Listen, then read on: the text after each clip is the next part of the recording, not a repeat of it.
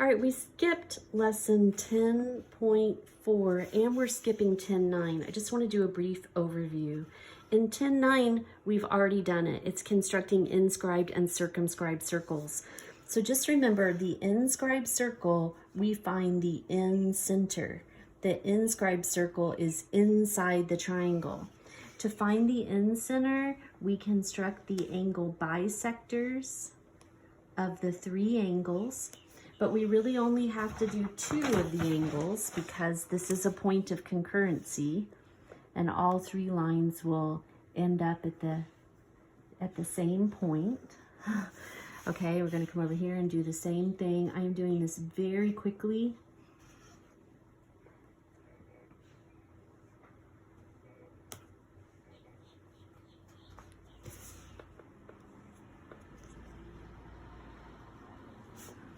Okay, so here's my in-center. Now, once you have the in-center, you need to then drop a perpendicular segment. That was key, and in doing so, you're finding the radius of the inscribed circle. So from here, I could swing an arc down, and then from those two intersection points, one more pair of intersecting arcs, and lining that up with my in-center. This, nice and bold, is my radius.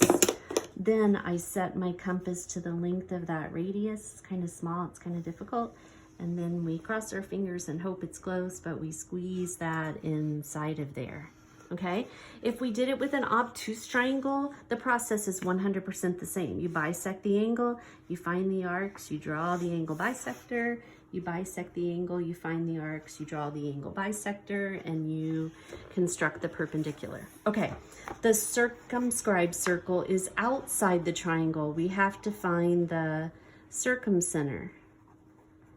It's the same distance away from the three vertices of the triangle. In order to do that, we just do the perpendicular bisectors of each of these sides.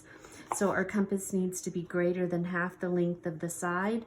Sometimes we refer to it, what is our surfboard construction if we swing the whole thing around. So this is a perpendicular bisector. And then let's just do the same thing to this little side over here. Greater than half and greater than half.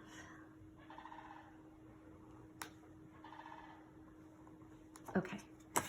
And from here to here. All right, so this is our in-center, our circumcenter, and it should be the same distance away from 1, 2, 3 of the vertices. Seems like it is.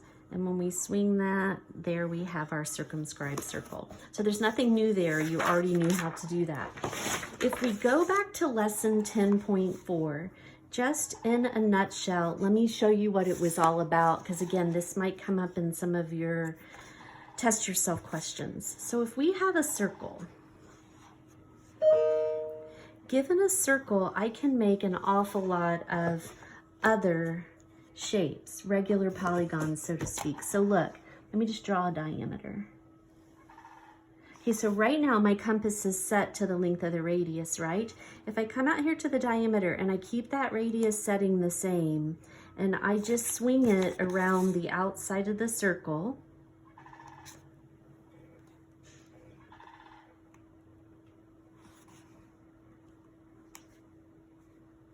I'm backing off because that should have hit right there, which it did. Okay, so just carefully swing it around the outside of the circle. I've split that circle up into 6 congruent arcs. And if I come from the center of the circle like such, for instance, I know this is 60 degrees because 360 divided by 6, and these are congruent sides. I could do this. And if the central angle is 60, then these two base angles would also need to be 60. So I could construct 6 small equilateral triangles inside of there. But I also could connect all of these vertices together. I'm just gonna do this fast. Sorry if it's a little sloppy. And I have a regular hexagon. Okay, I know it's regular because each of these arcs are congruent. Each of these interior angles is 60, and this would be, think about it, that's an inscribed angle. If I open this up, I've got 60 plus 60 plus 60 plus 60, 240. Half of 240 is 120, and that's what we know the interior angles are inside of a hexagon. I could go crazy. I could bisect, say, this angle here. And if I bisected that angle and extended that side out, now I have a 30-degree arc out here, which I then could swing off around the circle, and then I could connect those and I would have not a 6-sided figure. So if I did that, if I connected this to here, to here, to here, to here, to here, and so on, we could come up with a dodecagon, okay? All right, likewise, if I have a circle, and let's say I wanted to make a square, for instance.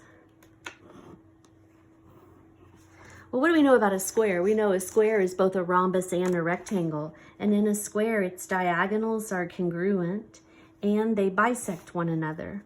So if I did a perpendicular bisector through this point,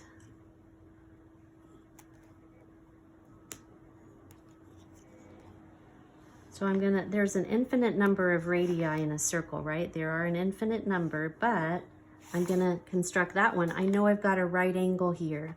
If I then connect these 4 vertices, I have made a square for certain because the diagonals are both congruent to each other, they bisect each other, and they're perpendicular, and that's true in a square.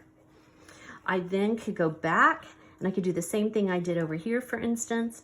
I could bisect this angle, which right now this is a 90-degree arc out here.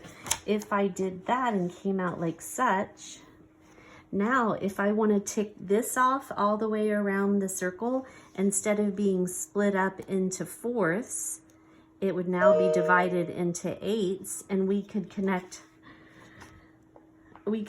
all of those and we would have ourselves an octagon. Okay, I'm off just a little bit here, but hopefully you get the point because I'm going fast. So see, we could make an 8-sided regular figure like such. Okay, all right, so if I flip very quickly back to 10.4, this very first question, if you count those arcs, there are 12 arcs. So what types of polygons could we construct? Well, we could connect them each, and we would have a polygon with 12 sides. It would be regular. We could make a dodecagon, okay? We also could connect, instead of every one, what if we connected every 2? 2, 4, 6, 8, 10, 12. That would be a regular hexagon.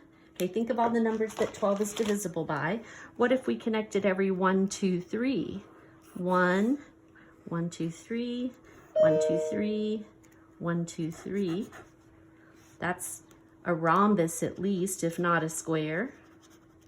Okay, and then what if we connected every 4? So 1, 2, 3, 4. 1, 1, 2, 3, 4, and 1, 2, 3, 4. Now we have this equilateral triangle inside the figure and so on, okay? This is definitely a square, by the way. Those are right angles. So that was the premise behind that lesson we skipped.